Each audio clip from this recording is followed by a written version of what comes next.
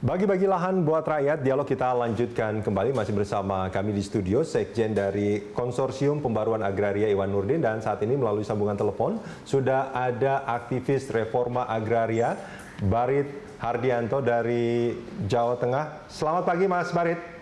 Selamat pagi. Ya Mas Barit, kalau kita melihat dari rencana pemerintah untuk memberikan, ya mungkin istilahnya ini bagi-bagi lahan seperti itu, apa yang menjadi catatan Anda yang perlu dilakukan sebetulnya? Ya, saya mengapresiasi langkah ini dan ini satu hal yang ditunggu oleh teman-teman aktivis reforma agraria, termasuk juga Bung Iwan saya pikir. Hal yang penting dan ini menjadi pembelajaran pada saat land reform dilakukan oleh SBY pada yang pertama di kasus di Cipari, petani di sana, organisasi rakyat hanya dilibatkan di awal.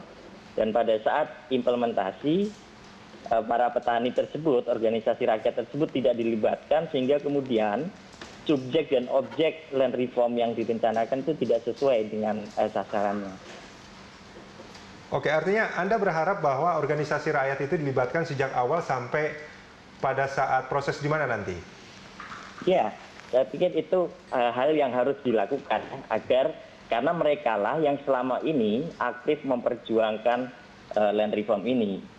Dan mereka aktif dan mereka adalah petani-petani yang memang berniat menggarap lahan tersebut. Oke, tadi Anda mengatakan bahwa karena organisasi rakyat ini karena tidak dilibatkan secara secara menyeluruh, hanya di awal saja.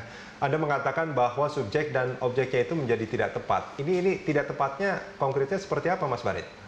Ya, saya contohkan misalnya kasus di Cipari. Dari lahan yang dibagikan tersebut, yang seharusnya hanya dibagikan untuk sekitar 1.500-an orang, ternyata dibagi untuk 5.000-an orang. Dan dampaknya kemudian masing-masing petani hanya mendapatkan 500 meter persegi.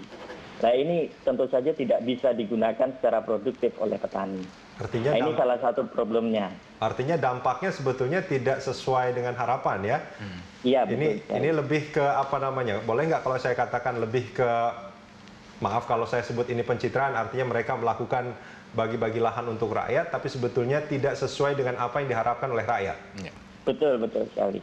Hal semacam itu yang kita tidak harapkan terjadi. Oke, selain melibatkan organisasi rakyat, apa yang menjadi catatan lain sebetulnya dalam upaya pemerintah untuk bagi-bagi lahan di episode kali ini, Mas? Nah, ini menurut saya yang penting adalah kepemimpinan presiden sangat penting dalam proses ini, apalagi presiden menjanjikan dalam nawacitanya. Jadi kalau soal lahan itu apakah ada atau tidak, saya tunjukkan satu data yang juga pernah dirilis oleh teman-teman KPA. Ada 452 perusahaan yang menguasai 35,8 juta hektar lahan. Itu jauh sekali dari angka 9 juta. Kemudian di Jawa, perhutani itu memonopoli 85% dari total lahan hutan yang dia menguasai 2,5 juta. Artinya lahan itu sesungguhnya ada.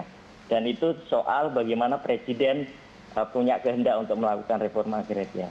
Baik, artinya keberanian pemerintah saat ini, presiden saat ini untuk, boleh nggak kalau saya katakan mengambil lahan-lahan yang dikuasai oleh pemodal-pemodal besar tadi, sebagiannya untuk diberikan kepada rakyat, itu maksudnya Mas Barit? Iya, baik. Iya, karena banyak juga lahan yang terlantar.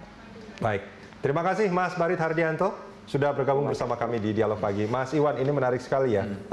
Di awal tadi ada Mas Heru yang juga mempertanyakan keberanian pemerintah. Sekarang Mas Barit ini aktivis dari Jawa Tengah juga mempertanyakan itu. Sebetulnya lahannya ada, bukan hanya lahan hutan dan lahan yang terlantar, tapi juga lahan-lahan yang dikuasai oleh pemodal-pemodal yang cukup besar. Apakah pemerintah berani mengambil sebagiannya untuk diberikan kepada rakyat? Mungkin nggak itu dilakukan, Mas Iwan? Saya kira mungkin. Karena cara mengambil tanah-tanah tersebut itu ada peraturannya dan tentu saja bukan mengambil bukan paksa, dirampas ya? Bukan dirampas, tetapi ada banyak cara-cara yang bisa dibenarkan secara hukum dan tetap secara ekonomi juga menguntungkan kedua belah pihak. Bagaimana tanah-tanah tersebut diberikan kepada rakyat.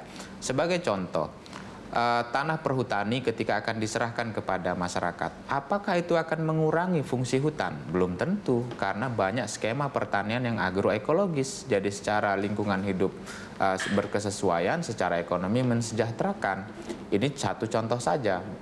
Nah, apakah pemerintah berani melakukan itu? Ya kita harus dorong supaya pemerintah berani. Karena itu tanggung jawab konstitusi. Dan apalagi amanat sebetulnya kita berbangsa itu gitu. Apalagi kebutuhan atas lahan itu sebetulnya bukan 9 juta hektar gitu. Betul, artinya sangat besar ya. Artinya pemerintah memang harus melakukan itu.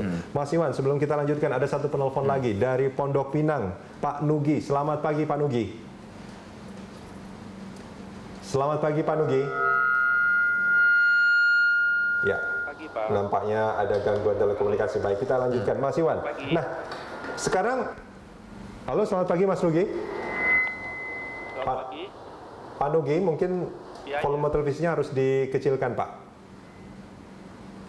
Selamat pagi, Pak Nugi.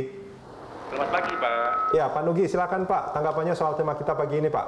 Ya, saya hanya meneruskan dengan pembicaraan dengan dari Pak Barit yang dari Purwokerto mengenai kementerian kita ini itu hanya sebagai pencitraan dan proyek Pak Nugi. saya. Maaf, saya mohon maaf suara Pak Nugi kurang begitu jelas, Pak. Nanti kita akan coba menghubungi Pak Nugi kembali mungkin ya kalau waktunya tersisa. Oke. Mas Iwan, ini kalau kita bicara soal ini langkah pemerintah yang sebetulnya ditunggu, meskipun sebetulnya belum memuaskan karena lahan yang disiapkan itu sangat kecil.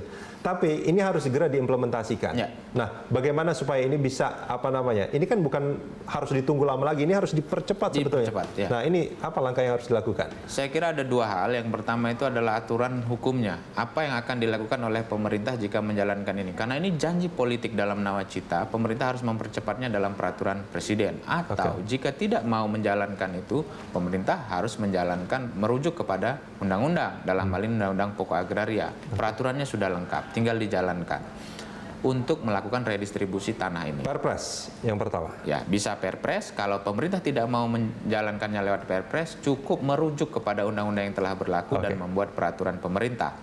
Yang kedua, kelembagaannya.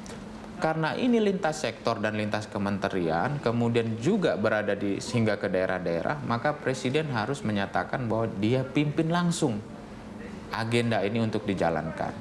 Dan yang paling penting dia harus prioritaskan agenda ini. Karena kalau dia tidak prioritaskan, maka dia akan kalah prioritas dengan agenda-agenda yang lain. Kita sudah sering dengar ini agenda yang lain jadi kalah prioritas. Presiden bilang tol laut, bilang drone, ternyata kereta cepat. Nah, pemerintah ini harus dibuat prioritas agar redistribusi tanah untuk mencapai kedaulatan pangan, mencapai keadilan sosial, menyelesaikan konflik-konflik agraria adalah agenda prioritas dari pusat hingga ke daerah. Dengan demikian, maka Presiden akan meminta agenda ini dipercepat, disediakan dana yang cukup, dan karena lintas sektor, maka agenda-agenda prioritas di kementerian itu juga untuk mensupport agar kegiatan ini menjadi sukses. Dan Jokowi harus mengambil langsung kewenangan itu untuk memimpin langsung dan mengkoordinasikan agar kegiatan ini. Soal siapa pemimpin hariannya bisa ditunjuk, apakah bisa menteri koordinator dan lainnya, tetapi bahwa ia pimpin langsung, ia sangat peduli dengan program ini dan ia ingin agar program ini sukses, dia harus nyatakan di hadapan publik dan dia akan mendapatkan dukungan penuh dari masyarakat yang telah menanti puluhan tahun agenda ini. Dan sudah dari kakek, nenek, bahkan buyut sampai ke cucunya sekarang yang sebetulnya menderita karena kemiskinan ini ya. Iya, bahkan banyak yang dirampas tanahnya setelah kemerdekaan. Mas Iwan, terima kasih banyak sudah bersama kami di Dialog Pagi. Terima kasih.